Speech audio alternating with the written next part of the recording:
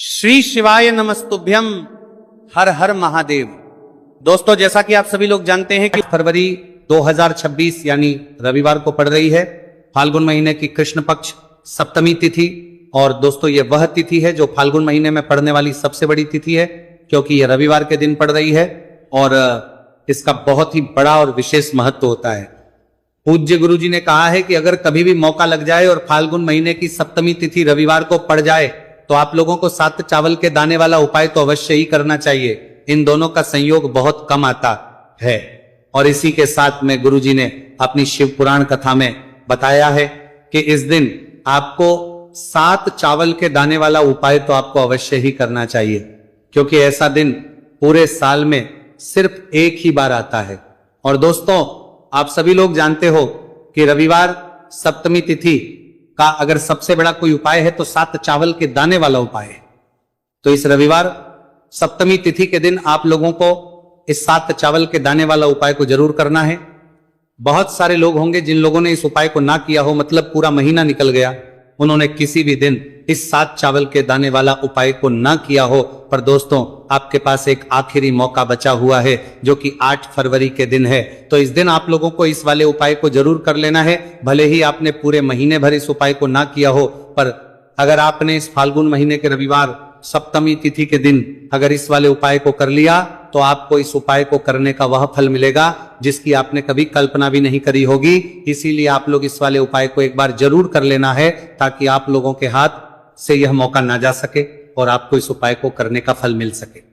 दोस्तों, यह उपाय पंडित जी ने अपनी अभी की ही श्री शिव महापुराण की कथा में बताया है, जिस उपाय को आज हम आपको बहुत अच्छे से समझाने वाले हैं। इस वीडियो को देखने के बाद इस उपाय को के लिए आपको कोई और वीडियो को देखने की जरूरत नहीं पड़ेगी। तो चलिए दोस्तों, उपाय को शुरू करते हैं। देखिए, ये इस फाल्गुन महीने के रविवार सप्तमी तिथि के दिन ये इतना खास होता है, इतना महत्वपूर्ण होता है। देखा गया है कभी कभी बड़े बड़े पूजा पाठ अनुष्ठान से जो मनोकामना पूर्ण नहीं होते, वो फाल्गुन महीने के रविवार सप्तमी तिथि के दिन एक छोटे से उपाय करने से ही आपकी मनोकामना हो जाती है। और बहुत सारे लोगों ने इस उपाय को किया भी है और उनको इस उपाय को करने का फल भी जरूर मिला है। अगर आप लोग भी इस उपाय को करना चाहते हैं तो आप इस उपाय को पहले अच्छे से समझ लेना, सुन लेना, उसके बाद करना, आपको इस उपाय का फल जरूर मिलेगा।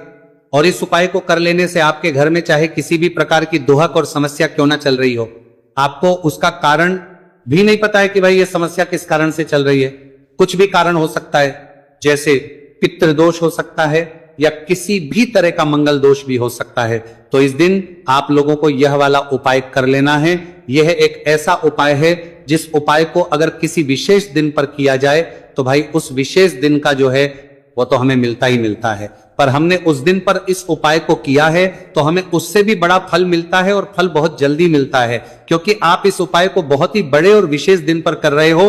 तो अब उपाय के बारे में बात करते हैं, लेकिन उससे पहले आप लोगों को यह जानना आवश्यक है कि आखिर ये उपाय किस समय करना है, किसको करना है और कैसे करना है। तो चलिए हम आगे आपको वीडियो में एक एक करके बता देते हैं। लेकिन उससे पहले अगर आप लोग हमारे चैनल पर पहली बार आए हैं या फिर मेरी आवाज आज पहली बार सुन रहे हैं तो हमारा लाइक जरूर कर लेना, और इस वीडियो को लाइक करके कमेंट बॉक्स में श्री शिवाय नमस्तुभयम ओम नमः शिवाय जरूर टाइप कर दें। तो दोस्तों, इस 7 चावल के दाने वाला उपाय को हमें इस रविवार सप्तमी तिथि के दिन कैसे करना है, किसको करना है, किस समय करना है और कहां पर करना है, ये सारे सवालों के जवाब आपको इस वीडियो में मिल जाएंगे। और जो ये वीडियो देखेगा भाई, उसको 7 चावल के दाने वाला उपाय जरूर करना चाहिए, क्योंकि इस दिन एक चावल के दाने का भी बहुत ही बड़ा और विशेष महत्व होता है। और जब बात आ जाए 7 चावल के दाने वाला उपाय की, तो ये सोने पर सुहागा वाली बात हो जाती है, और यह एक बहुत ही बड़ा उपाय हो जाता है इस रविवार सप्तमी तिथि का। तो अब दोस्तों, इस 7 चावल के दाने वाला उपाय को आखिर करना किसको है, सबसे पहले हम लोग वो बात जान लेते हैं। तो देखो, घर की जो बड़ी माताएं बहनें होती हैं, उन माताओं बहनों में से कोई भी एक बड़ी माता बहन इस वाले उपाय को कर सकती है। और दोस्तों, अगर आप चाहें तो अपने घर में से सभी सदस्यों को भी इस उपाय को सकते हैं। अगर किसी व्यक्ति की खुद की कोई मनोकामना है, खुद की कोई दुख और परेशानी है जो कि वह अपने लिए ही करना चाहता है इस वाले उपाय को, तो वह खुद अपने लिए भी कर सकता है। बाकी अगर कोई घर में से ऐसा है जो कि अपने पूरे घर परिवार की सुख और शांति के लिए ये वाला उपाय करना चाहता है, तो भाई वो भी कर सकता है, उसमें भी कोई दिक्कत वाली बात नहीं है। कहने का मतलब यह है कि इस उपाय को हर एक सदस्य भी कर सकता है और पूरे घर परिवार के लिए, घर की बड़ी माताओं बहनों में से कोई एक माता बहन भी कर सकती है। माताएं बहनें अगर घर में उपस्थित ना हो या वह ये वाला उपाय ना कर पा रही हो तो फिर घर का कोई बड़ा सदस्य भी इस 7 चावल के दाने वाला उपाय को कर सकता है, चाहे फिर वह पुरुष ही क्यों ना हो, उसमें कोई भी दिक्कत वाली बात नहीं है। अब दोस्तों जो अगला प्रश्न निकल कर आता है वो ये आता है इस उपाय को लेकर कि आखिर इस उपाय को हमें किस समय करना है, सुबह के समय करना है कि शाम के समय करना है। तो देखो इस वाले उपाय को आप लोग सुबह के समय भी कर सकते हो और शाम के समय प्रदोष काल में भी कर सकते हो। अब अगर आप पूछो कि भाई सबसे उत्तम समय कौन सा रहेगा इस 7 चावल के दाने वाला उपाय को करने का, तो हम आपसे बस यही कहेंगे कि इस उपाय को आप सुबह के समय करेंगे तो ज्यादा बेहतर होगा। बाकी अगर प्रदोष काल शाम के समय भी करेंगे तो भी अच्छा होगा, उसमें कोई भी दिक्कत बात नहीं है। तो अब दोस्तों जो अगली सबसे बड़ी और महत्वपूर्ण बात आती है वह यह आती है कि सुबह अगर हम उपाय को करेंगे तो हमें कितने बजे से लेकर कितने बजे तक के बीच में करना है, और शाम के समय प्रदोष काल में करेंगे तो हमें कितने बजे से लेकर कितने बजे के बीच में करना है। तो देखो सुबह जितनी जल्दी हो सके आप उपाय को करने की कोशिश करना। बाकी अगर किसी कारणवश लेट भी हो जाओ, थोड़ी देर भी हो जाए, तो 10 या 11 बजे तक भी आप उपाय कर लेना, पर 12 बजे से ज्यादा देरी ना हो, ठीक है, इस बात का ध्यान रखना। उसके बाद में दोस्तों अगर शाम के समय प्रदोष काल की बात करें, प्रदोष काल का जो समय है होता है वो शाम के 6 बजे से शुरू हो जाता है। मतलब शाम के 6 बजे से लेकर 7 बजे के बीच का जो समय होता है यह समय प्रदोष काल का समय होता है। तो आप इस उपाय को 7 या 8 बजे के बीच में भी कर सकते हो। मतलब शाम के 6 बजे से रात 8 बजे के बीच में आप कभी भी इस वाले उपाय को कर सकते हो, उसमें कोई भी दिक्कत वाली बात नहीं है। देखिए दोस्तों एक एक करते हुए हम उपायों को समझेंगे। सबसे पहला उपाय बहुत ही आसान सा उपाय है। देखो यदि आपको ऐसा लगता है कि बाबा आपकी सुन ही नहीं रहे हैं, बाबा आपकी मनोकामना परिपूर्ण कर ही नहीं रहे हैं, आपने कई उपाय कर लिए, कई आपने इच्छाएं महादेव के सामने रख दी, लेकिन आपकी मनोरथ जो है वह परिपूर्ण हो ही नहीं रही है, और आप चाहते हैं कि वो मनोरथ जो आप कई दिनों से बाबा से मांग रहे हैं वह परिपूर्ण हो जाए, तो आपके जीवन के दुख तकलीफ है ये सब दूर हो जाए।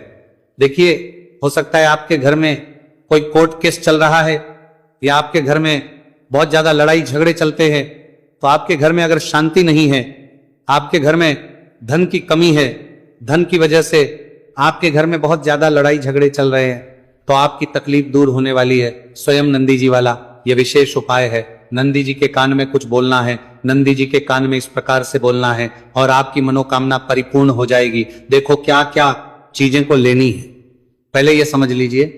आपको लेना होगा एक बेलपत्र, बेलपत्र 3 पत्ती होनी चाहिए, कहीं से भी खंडित नहीं होना चाहिए, ठीक है। बेलपत्र के साथ में आपको लेना है पीला चंदन मात्र 1 बूंद, मात्र 1 बूंद। छोटी सी टिक्की आपको लगानी है बेलपत्र में, इसीलिए थोड़ा सा ही पीला चंदन आपको लेना है और इस पीले चंदन के अंदर थोड़ा सा जल मिला देना है ताकि गीला हो जाएगा, पेस्ट के रूप में तैयार हो जाएगा। आ गई इतनी बात समझ में। अब आप क्या करना है, आपको साथ में लेना है 7 चावल के दाने। महादेव आप आपका साथ देने वाले हैं 7 चावल के धनों से। अब आपको क्या करना है, भगवान शिव के मंदिर में आपको जाना है। नंदी जी बैठे हैं, नंदी जी के पास में मतलब जो पैर उठा हुआ रहता है ना नंदी जी का, उस साइड आपको सीधे साइड आपको बैठना है। इस यहां पर जैसे ही बैठोगे यहां पर आपको बेलपत्र लेना है और बेलपत्र की जो ये बीच की जो डंडी है यहां पर आप मात्र पीले चंदन की एक बिंदी लगा देनी है, पीले चंदन की बिंदी लगा दी। अब ये जो ऊपर वाली जो पत्ती है यहां पर एक एक करते हुए 7 चावल आपको रखना है, ठीक है। 7 चावल आपने ऊपर वाली पत्ती पर रख दिए, या देखो एक प्लेट ले जाना, तो प्लेट के ऊपर आप बेलपत्र रख देना, फिर टिक्की लगा देना, फिर उसके बाद आप ये 7 चावल के दाने रख देना, ठीक है। अब आपको क्या करना है, जहां पर आप नंदी जी के वहां पर बैठे हो तो नंदी के कान में आपको आपकी जो भी इच्छा है, जो आप चाहते हैं कि महादेव परिपूर्ण करें, और नंदी जी के कहने पर महादेव आपकी मनोकामना निश्चित तौर पर परिपूर्ण करेंगे। तो आपको क्या करना है, नंदी जी को कान में आपको बोल देना है जो भी आपके दुहक तकलीफ है जो भी आपके कष्ट है वो सब दूर हो जाए, ऐसी आपको कामना करना है। और नंदी जी के कानों में आपको बोल देना है। जो भी आप चीज बोलेंगे वो नंदी जी भगवान शिव से विनय करके बोलेंगे, और नंदी जी की बात भगवान शिव नहीं टालते हैं। और इसीलिए जो भी इच्छा है, आपकी जो भी कामना है, वो आपको विशेष बोलना है और उसके बाद आपको वहां से उठना है। ठीक है? नंदी जी को कान में मनोकामना बोल दी, फिर उठना, फिर उसके बाद भगवान शिव के वहां पर जाना। और ये जो बेलपत्र है, ये बेलपत्र चिकना वाला साइड जो है, और भगवान शिव के शिवलिंग के ऊपर इसे अर्पित कर देना है। अर्पित कैसे करोगे? जो बेलपत्र का जो चिकना वाला साइड है वो नीचे की साइड हो जाना चाहिए। अब से ही आप अर्पित करने जाओगे तो चावल के दाने तो गिर जाएंगे, यानी कि जैसे ही अर्पित करने जाओगे तो भगवान शिव के शिवलिंग के ऊपर चावल के दाने गिर जाएंगे, क्योंकि वह किसी से भी चिपके हुए नहीं है, तो कोई तकलीफ नहीं है। वो जैसे आप अर्पित करोगे ना, भले चावल के दाने भगवान शिव के शिवलिंग पर गिर जाए, वो कोई तकलीफ नहीं है। बस आपको ये जो बेलपत्र है ये आपको उल्टा अर्पित कर देना है, यानी कि जो पीला है भगवान शिव के शिवलिंग पर स्पर्श होना चाहिए और इस प्रकार से आपको अर्पित कर देना है। डंडी का जो हिस्सा है जलाधारी की तरफ हो जाना चाहिए। बस इतना सा प्यारा सा उपाय एक बार करके देखिए। निश्चित तौर पर महादेव आपकी जो भी मनोरथ है, जो बाबा से आप कई दिनों से मांग रहे हैं, वह निश्चित तौर पर परिपूर्ण हो जाएगी। आगे इतनी बात समझ में। देखिए अब हम बात करते हैं दूसरे उपाय की। देखिए ये उपाय जीवन ऊर्जा का है, रविवार का दिन है और सप्तमी तिथि है। अगर आपके जीवन में बहुत ज्यादा अंधकार है, अगर आपके घर के जो बच्चे हैं बहुत ज्यादा सोचते हैं, या आपके घर में कोई भी ऐसा व्यक्ति है बहुत ज्यादा सोचता है, डिप्रेशन में रहता है, तनाव उसको है, तो तनाव को मुक्त करने के लिए यह उपाय है। अगर उसके भाग्य में जीवन में तेज की प्राप्ति नहीं है, तेज यानी कि ऊर्जा नहीं है, उदासी रहती है, जीवन में आलस है, तो फिर उस व्यक्ति को यह उपाय करना चाहे, आधा लोटा जल आपको उसी पत्र के अंदर बचा लेना है। अब दोस्तों आपके पास जो 2 लौंग है यानी कि का जोड़ा है, उससे आपको अपना नाम और अपने गोत्र को बोलते हुए आपकी जो भी समस्या चल रही है, आपके जीवन में जो भी परेशानी उत्पन्न हो रही है, उन्हें आपको बोल देना है। और ये जो लौंग का जोड़ा है इसे आपको भगवान शिव के शिवलिंग पर अर्पित कर देना है। जैसे आप ये 2 लौंग शिवलिंग पर चढ़ाएंगे तो अपना हाथ जो है वहां पर आपको रखना है और महादेव से आपको प्रार्थना करनी है कि मेरे जीवन की ये जो परेशानियां हैं ये सभी दूर हो जाए। यानी कि आपके जीवन में धन की संबंधित परेशानी चल रही है, कर्ज की समस्या चल रही है, बच्चों का पढ़ाई लिखाई में मन नहीं लग पा रहा है, घर के जो आर्थिक संकट है वह सभी दूर हो, व्यापार आपका ढंग से नहीं चल पा रहा है, घर में रोग की स्थिति बनी हुई है, यानी कि जिस भी प्रकार की आपकी समस्याएं हैं उसे आपको महादेव से बोल देना है और महादेव से इन सभी समस्याओं को दूर करने के लिए आपको प्रार्थना कर लेनी है। अब देखिए दोस्तों, आपने जो 2 लौंग शिवलिंग पर समर्पित की थी उसे आपको वहां से उठा लेना है और इन दोनों को आपको शिवलिंग से उठा करके सीधे उससे जल के पात्र के अंदर डाल देना है। यानी कि अपने आधा लोटा जल और बचाया हुआ था उसी के अंदर आपको ये 2 लौंग डाल देनी है, और साथ में आप जो लाल चंदन लेकर के आए थे उस लाल चंदन को भी आपको उसी पात्र के अंदर डाल देना है। यानी कि आधा लोटा जल और बचा हुआ है तो उसी आधे लोटे जल के अंदर आपको ये लाल चंदन भी डाल देना है। अब देखिए इस आधे लोटे जल में है जिसमें अपने 2 लौंग ली है, लाल चंदन डाला है, उसे सीधे लेकर के आपको पहुंचना है बेलपत्र के वृक्ष के वहां पर। देखिए बेलपत्र का वृक्ष यदि आपके घर पर है तो वहां पर आपको आ जाना है, आपके घर के आसपास कहीं भी है तो वहां पर आपको पहुंच जाना है। और उसके बाद आपका जो मुख है वह उत्तर दिशा की ओर होना चाहिए और उसके बाद आपको अपना नाम और अपनी गोत्र को बोलना है और पुनः अपने जो भी परेशानियां शिवलिंग के पास में बोली थी उन्हें आप वापस से बेलपत्र के वहां पर भी बोल देनी है। और ये जो आधा लोटा जल और है इससे आपको पूरा बेलपत्र के वृक्ष की जड़ में श्री शिवाय नमस्तु भयम इस मंत्र का जाप करते हुए समर्पित कर देना है। तो बस इतना सा उपाय आपको करना है, जो भी आपकी परेशानी है, समस्या है, उससे महादेव निश्चित ही दूर करेंगे। अब दोस्तों हम जान लेते हैं तीसरे चमत्कारी और विशेष उपाय के बारे में। देखिए ये उपाय बहुत ही है, क्योंकि इस उपाय से आपके जिम में तेज की वृद्धि होगी, यानी कि जीवन से जितना भी अंधकार ही वो सभी दूर करेंगे होगा। तो इस उपाय के लिए आपको मात्र 1 गुड़ का टुकड़ा लेना है। गुड़ का टुकड़ा आपके जीवन में तेज की वृद्धि करता है और साथ ही साथ आपके जीवन से जो अंधकार है उसे दूर करता है। इसी के साथ में आपको एक चावल दाना यानी कि अक्षत का दाना लेना है। ये चावल का दाना आपके जीवन में सुख शांति को लेकर के आता है, आपके जीवन में धन की जितनी भी परेशानियां हैं उन्हें समाप्त करता है। इसी के साथ में आपको मात्र एक हरा मूंग लेना है। हरा मूंग जो है वह बुध ग्रह को प्रसन्न करता है। देखिए, हरे मूंग का उपाय करने से बुध ग्रह मजबूत होता है और बुध ग्रह के मजबूत होने से बुद्धि, ज्ञान और विवेक की प्राप्ति होती है। तो ये तीनों ही सामग्री आपको एक एक लेनी है, यानी कि एक गुड़ का, एक चावल का दाना, एक हरा मूंग आपको लेना है। देखिए, हरा मूंग का दाना और का जो दाना है वो आपको साबुत लेना है, खंडित नहीं होना चाहिए। और इसी के साथ में आपको मात्र एक तांबे के पात्र के अंदर अपने घर से शुद्ध जल ले लेना है। देखिए, अब इन सभी सामग्रियों को लेकर के सीधे आपको पहुंच जाना है भगवान शिव के मंदिर में।